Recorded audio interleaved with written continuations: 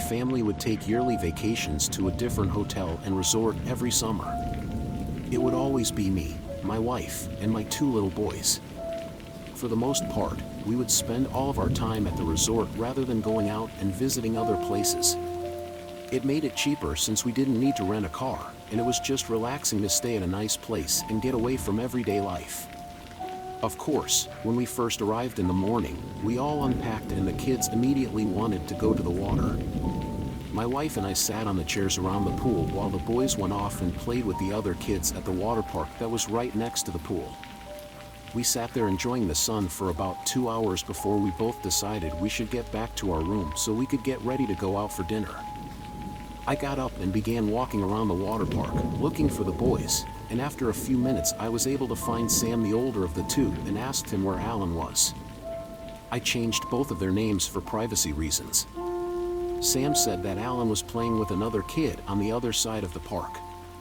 I told Sam we were leaving and to run back to Mom while I went to find Alan. I was searching, walking around like an idiot for probably 10 minutes, starting to get nervous.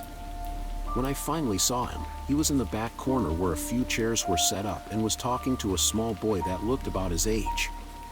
Sitting in the chairs next to him was a couple seeming to be the boy's parents.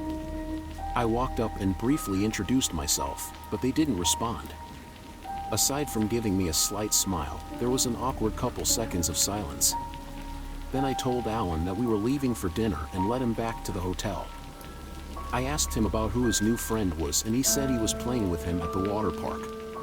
But that was pretty much it. Alan was a pretty talkative kid, so it was nothing out of the ordinary, but then he told me something. He said that the boy introduced him to his parents, who then invited him for dinner tonight. I found it really strange that someone would invite a young boy to dinner without even talking to the boy's parents. I told my wife as soon as we got up to the room, and she was also really worried about it. We ended up going somewhere quick for dinner and got back to the hotel around 5. The kids both seemed pretty exhausted, so we were ready to just relax for the rest of the night. We got in the elevator and made our way up to our. But as the elevator doors opened, Alan's new friend and his mother were standing there as if they were waiting for the elevator to go down. As soon as we got out, the mother looked at me with a short smile and asked if Alan could join them for dinner tonight. I briefly looked at my wife, who seemed just as confused and concerned as I was. Then I looked back at the lady. We already had dinner tonight, but, maybe we can work something out for tomorrow. Her smile faded as she turned and walked down the opposite hallway. I assumed to their room. I knew both me and my wife thought the same thing, that they were creepily waiting for us by the elevator the whole time just to ask about dinner. When we got inside our room, we pulled Alan aside and strictly told him to not go near that family without one of us with him. He seemed a bit upset about it, but he agreed. I also pulled Sam aside separately and made sure he knew of the situation and that I wanted him to look after his little brother, if ever we weren't around. We all took turns showering, then relaxed on the bed and couch for the rest of the night. I was pretty annoyed at how the vacation was going, already having to be stressed out for my child's safety, but I assured myself it would be better tomorrow. Eventually, we all got ready for bed and turned out the lights. There were 2 beds in the room, one that my wife and I slept on, and the other for the 2 boys to share. A few hours into the night, I was shaken, awake. I jolted up as I guess I was pretty on edge, and I saw Sam next to me, still shaking my arm. You okay, bud? Sam responded quietly, whispering to me that Alan was talking to someone at the door. I immediately jumped out of bed and turned the corner leading to the front door. From the short glimpse I got before yelling at him, I could tell he was in the process of figuring out how to unlock the door, and I could hear a faint voice on the other side. I sprinted towards him, screaming for him to back away from the door. Alan jumped back, frightened by the volume of my voice. I slammed against the door, hearing footsteps sprinting down the hall as I finished unlocking the door and swung it open. I know I should have just stayed in the room for help, but I was in such a rage that all I wanted was to confront the creep, and during the hallway, I saw a quick figure of a man turn the corner down the hall towards the elevators. I tried to catch up, but once I turned the corner, there was no sight of him. He wouldn't have had time to take the elevator, so I knew he was staying in a room on that floor. After looking around for a few minutes, I ran back to our room and met my wife, who was already awake due to the chaos of the situation. I told her to lock the door as I was to the front desk to inform them of the incident. By the time I got down to the lobby, my adrenaline was starting to fade out and I was trying to calm myself down so I could explain what happened. There was a young woman at the counter that I talked to, and I could tell she had never dealt with a situation like this. She called a security guard over to talk to me as well as her manager. After a few minutes of discussion though, it was pretty clear that they couldn't do much about. They had no security cameras in the hallways, only on the entrances and exits. I didn't have any proof nor description of the man at the door or his relation to the parents who asked about dinner. Obviously, I assumed it was the father of the other boy, but even though I felt like I knew for sure the intention of the creepy parents, I couldn't really prove it. In short, the best they could do was give a refund for the remaining days, so we had to move to a different resort 30 minutes away.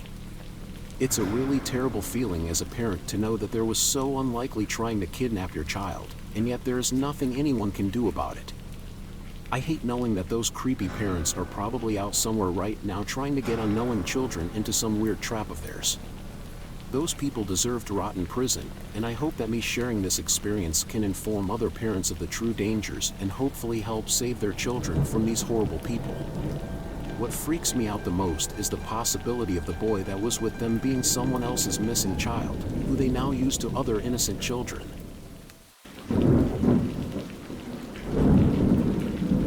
This happened to me during a business trip that I took last year for work. I arrived at the hotel and picked up my key to the room, which my company had paid for. It was a nice-looking hotel on the inside, though a bit smaller than most other hotels. There were maybe 30 to 40 rooms total and only 3 stories. My room was on the top floor, so I took the elevator up and started making my way down the hallway. I put my bags down by the door and reached into my pocket for the room key. But just as I did that, the neighboring room's door opens and a man steps into the hall. He greeted me, mentioning that he was my neighbor, and held his hand out, gesturing for a handshake. I confusingly shook it and told him my name, then started making my way into the room. As I walked in, I noticed that he went back into his room as well and shut the door. I thought it was strange that someone would come out of their temporary hotel room just to greet me as their temporary neighbor, but some people are just like that, I guess. I unpacked my small suitcase and duffel bag, then laid on the bed and turned on the TV. It was pretty late already, and I was tired from the flight, so I planned on going to bed early that night. I took a quick shower, then turned off all the lights. I laid there trying to sleep for almost 20 minutes before hearing the neighbor's door creak open, followed by seeing their shadow walk by my door, but they stopped just before they passed my room. Through the sliver of light under the door, I could see their shadow get closer for a second before backing away and continuing down the hall. This obviously creeped me out, so I got up and made sure that all the locks were secured on the door. Then went back to bed the next day. I went to meet my coworkers at a company-owned building where we attended a presentation and had dinner. I didn't get back to the hotel until 10 p.m. and I was really exhausted. I tossed my work bag on the bed and then got in the shower. I was in there for maybe 10 minutes. Went through the water splashing. I heard the distinct beep sound of the electronic door lock unlocking. I knew it was too late for it to be the cleaning services, so my mind instantly jumped to the strange man staying in the room next to mine, but I didn't know how he could possibly have a key card that could unlock my door, not knowing what to do. I stood there silently. As I listened to the door slowly open and then close, followed by footsteps walking past the bathroom door with the shower running. I knew that they had to know that I was in there, which terrified me even more. I tried to quietly step out of the shower as to not alarm them, then I quietly put on a pair of pants that I had laying on the ground, making sure to lock it. I leaned my ear up against the bathroom door and listened. I could hear a faint noise sounding like someone was searching through one of my bags. Of course I wanted to confront them, but for all I knew they could have a gun or a knife. In the moment, I really just felt helpless and frozen in fear. I had no idea what this guy could want from me, but soon the room went silent. While I didn't have my phone with me, I figured my best bet was to call for help. At the very least, it would hopefully get the guy to run away.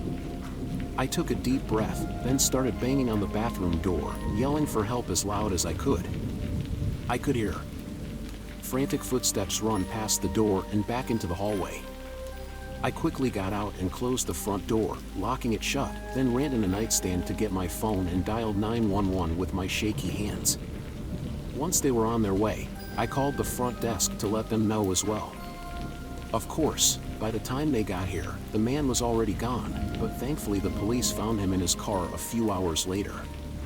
I am not sure if he even got any jail time for his actions though, because they couldn't prove his motive to be harmful. I honestly think he was trying to kidnap me or something though, as I don't know any other reason why he would go into the room when he knew that I was in there. But I guess we'll never know for sure what would have happened.